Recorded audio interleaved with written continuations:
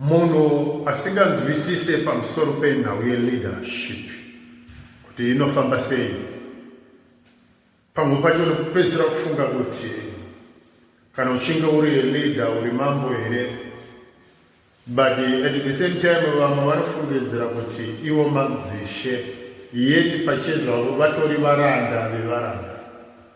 I was looking at the life of Robert Mugabe. Robert Mugabe tinomuziva kuti from sunset to next sunrise, and from sunrise to sunset taimuziva ri munhu kuti anogara angosunga tai akapfeka sutu, kunyangwe kuchipisa, kunyangwe kuchitonhora, kunyangwe kuchinaya. We never saw him achibvisa zvimajasi izvi. Maybe one time akapfeka safari suit yake, otherwise taimuziva ri munhu kuti toziva kuti 4 o'clock anomukira kusunga tai. Vese ma-MP, ma-minister vaneka life iko kai, men also. But it's that freedom. Ukatarisa president weku-Ukraine mfana uya, sometimes aneka akapfeka t-shirt yake, jean trousers rake, every day in office and out of office. He is a free person. He understands that he is a leader wevanhu. But wakada kutarisa vana Mnangagwa, they are not free people. Not only Mnangagwa, they are not Chiwenga, they are not even free. Pakunomona akazvibisa ndumba yakasuka kabhachika netuma glass kutema tema, they are not even free kuti vabvise maglass vamboonekwa maziso nevanhu, because those people are criminals. They are not even free to smell. Says vandinoita inini. Inini handitye kupinda muvana veZimbabwe because ndinoziva kuti vana veZimbabwe inini ndiri wavo, naivo kana vachindiona vanoti Jeff Judah ndiwe. Saka inini ndinochengetwa nevana veZimbabwe. Right. Why? Because vanozoti mashoko andinotaura anovachengeta. Let's go. So zvinoitika ndezvekuti if you are good to the people, hauna stress.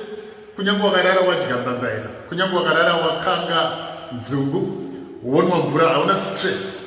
Unoziva kuti hausiwega munhamo. The millions of the people that are suffering together with you. Kunyange pandofamba netsoka, ndinowaziva ndikufamba netsoka, but I never forget kuti handisiri ndega. And kuri kuti ndivamwe vanofamba nemawheelchair, vamwe havatori namawheelchair. So I am one of those people.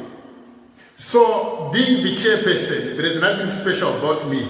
But the special thing is, ndiri chairman wevanhu kuti vanhu vakati take the sharing of the nation nokuda kwokuti we trust you, we know you. Nenuwo futi ndichivaziva vanhu vangu. I'm inspired by the life ya president, the late president weku Namibia. Kusensena yuli kwa chijoga achimanya nemukadzi wake. Then people would stop him. President, mira, president, tukumbira kutorwa ma self picture name. Managerian, Zimbabwe, Congolese, Namibia, everybody. There was no army, no security guard nearby. Why? The president was so much relaxed and moved. Never feel safe even a president. But can Mnangagwa do that? He can't, because he's not a Zimbabwean. He's a criminal. He's a thief. He's a murderer. He's a liar. And pakupedzisira, he is a Satanist. It is true. There's a choice. Kunyamba akaenda kuchechi, wakona profita vamwe vachimugamuchira kutongomutyira kuti zvino musatanist anouya akatevharira chechi. Saka mugamuchire. I'm telling you the truth.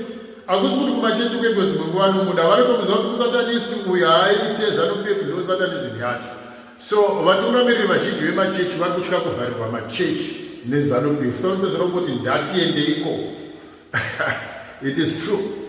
So if you look at the president of Uganda, the late president, that old man, I drive a very old VW Beetle, very old. Agasinga Garemu mansion ya president. He would give 90% of his salary to charity.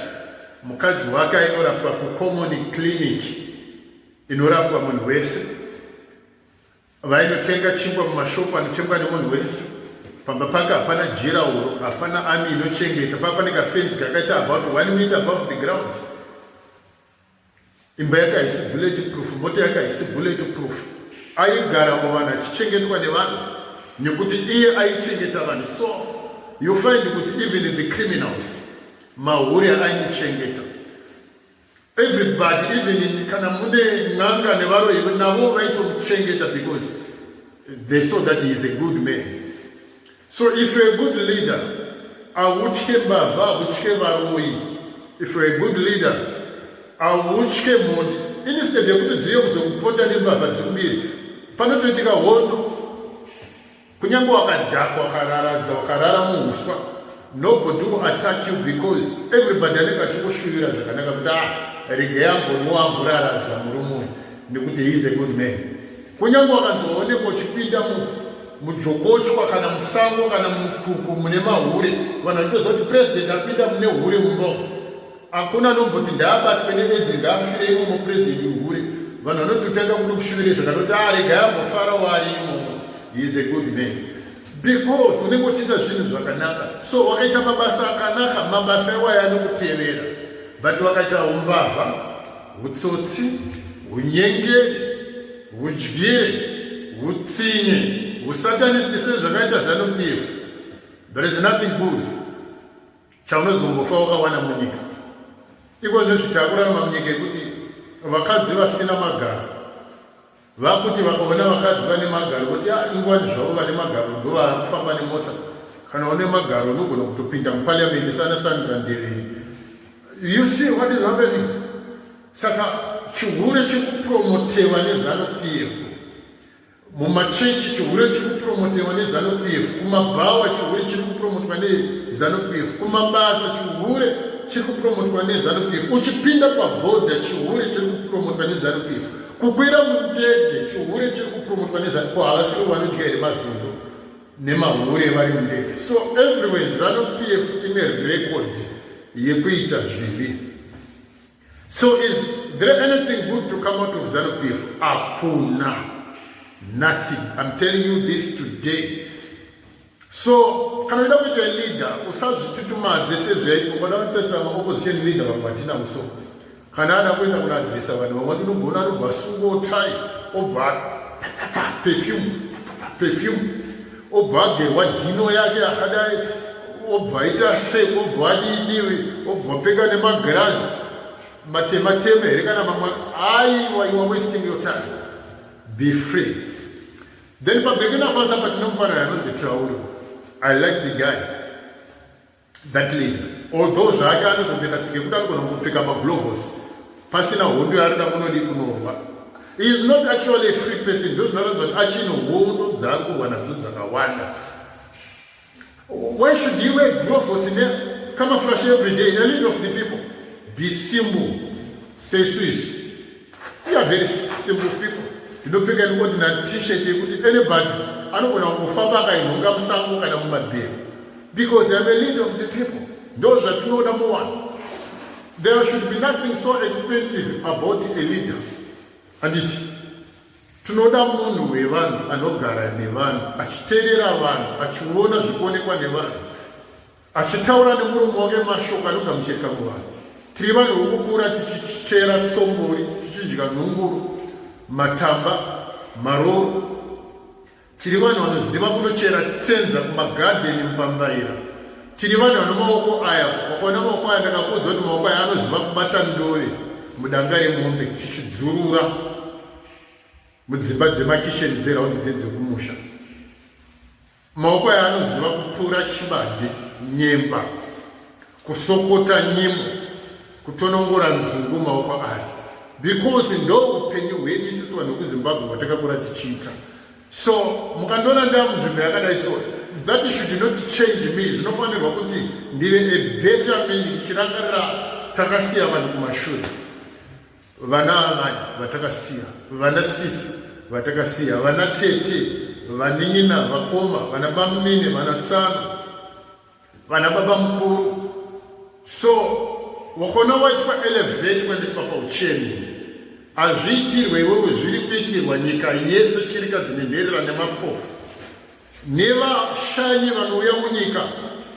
They should learn zvakanaka kubva kwauri, kwete kuti tinoita nyika yakaita sekuti tinotungamirirwa nembavha, totungamirirwa nevanhu vanonyatsozikanwa kuti vanhu vane utsinye, vane imhondi.